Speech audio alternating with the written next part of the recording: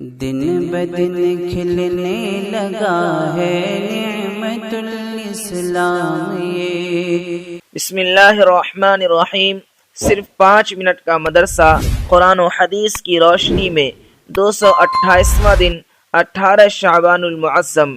Number 1، اسلامی تاریخ۔ حضرت طفیل دوسی رضی اللہ عنہ، حضرت طفیل بن عمرو الدوسی رضی اللہ عنہ زمانۂ جاہلیت میں بھی بڑی اچھی صفات کے حامل تھے۔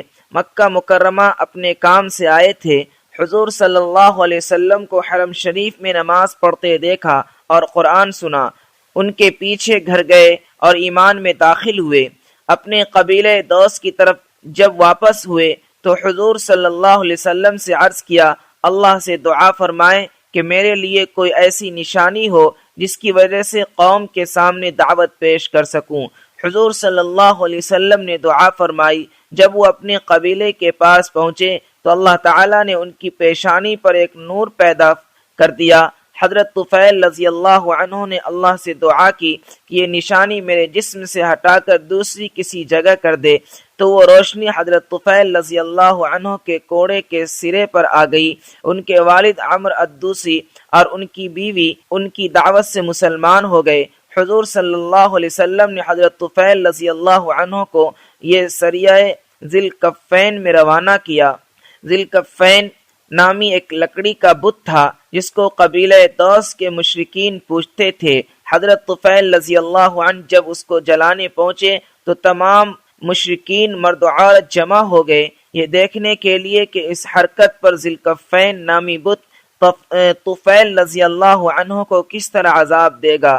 حضرت طفیل رضی اللہ عنہ شعر پڑھتے ہوئے بت کو جلا رہے تھے۔ لوگ تماشا دیکھ رہے تھے یہاں تک کہ وہ بت راکھ ہو گیا، لیکن حضرت طفیل رضی اللہ عنہ کو کچھ بھی نہیں ہوا تو ساری قوم مسلمان ہو گئی۔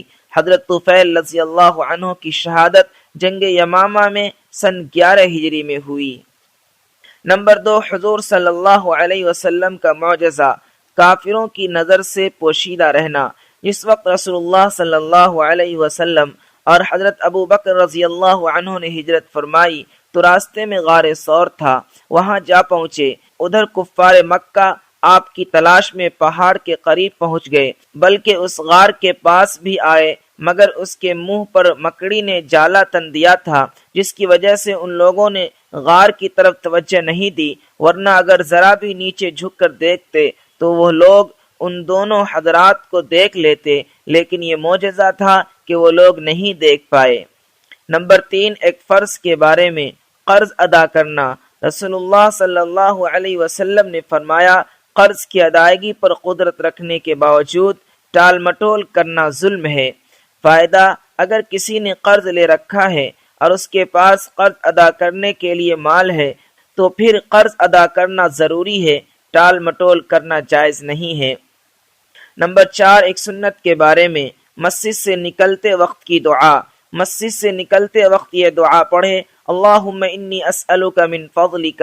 ترجمہ، اے اللہ میں تجھ سے تیرے فضل کا سوال کرتا ہوں۔ نمبر 5، ایک اہم عمل کی فضیلت، بیٹی کے ساتھ اچھا سلوک کرنا۔ بیٹی کے ساتھ اچھا سلوک۔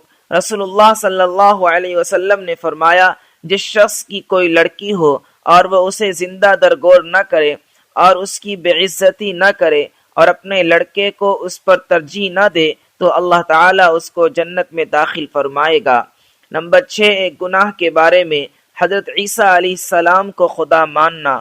قرآن میں اللہ تعالیٰ فرماتا ہے، بلا شبہ وہ لوگ بھی کافر ہو گئے جنہوں نے یوں کہا کہ اللہ تعالیٰ 3 خداؤں میں سے ایک ہے، حالانکہ خدا کے علاوہ کوئی معبود نہیں۔ اور اگر یہ لوگ ان باتوں سے باز نہیں آئیں گے تو جو لوگ ان میں سے کفر پر قائم رہیں گے ان کو ضرور سخت عذاب پہنچے گا۔ نمبر 7، دنیا کے بارے میں، دنیا میں کھانا پینا چند روزہ ہے۔ قرآن میں اللہ تعالیٰ فرماتا ہے، تم دنیا میں تھوڑے دن کھا لو اور اس سے فائدہ اٹھا لو، بے شک تم مجرم ہو، یعنی یہ دنیاوی زندگی چند روز کی ہے، اگر اس کے پیچھے پڑ کر اپنی آخرت کی زندگی کو بھلا دو گے تو قیامت کے دن تم مجرم بن کر اٹھو گے۔ نمبر 8، آخرت کے بارے میں، جنت کے پرندے۔ رسول اللہ صلی اللہ علیہ وسلم نے فرمایا، جب کسی جنتی کو پرندہ کا گوشت کھانے کی چاہت ہوگی تو وہ پرندہ اس کے سامنے اس طرح حاضر ہوگا کہ وہ پکا ہوا ہوگا اور اس کے ٹکڑے بنے ہوئے ہوں گے۔ نمبر 9، طب نبوی سے علاج، جگر کی حفاظت کا طریقہ۔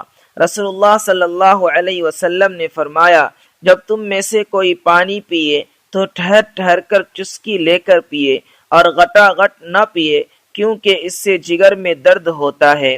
نمبر 10، نبی صلی اللہ علیہ وسلم کی نصیحت۔ رسول اللہ صلی اللہ علیہ وسلم نے غلاموں کے متعلق فرمایا، مسلمانوں سنو، تمہارے غلام تمہارے بھائی ہیں، اللہ تعالیٰ نے ان کو تمہاری ماتحتی میں دے رکھا ہے، لہذا جس کے ماتحت اس کا بھائی ہو تو اس کو بھی اسی میں سے کھلاؤ جو وہ کھاتا ہے، اور اس کو ویسے ہی کپڑے پہناؤ جیسے خود پہنتا ہے، اور سنو، کبھی بھی ان سے ان کی طاقت سے زیادہ کام نہ لینا، اور اگر کبھی لینا ہو تو اس میں ان کی مدد کر دیا کرنا۔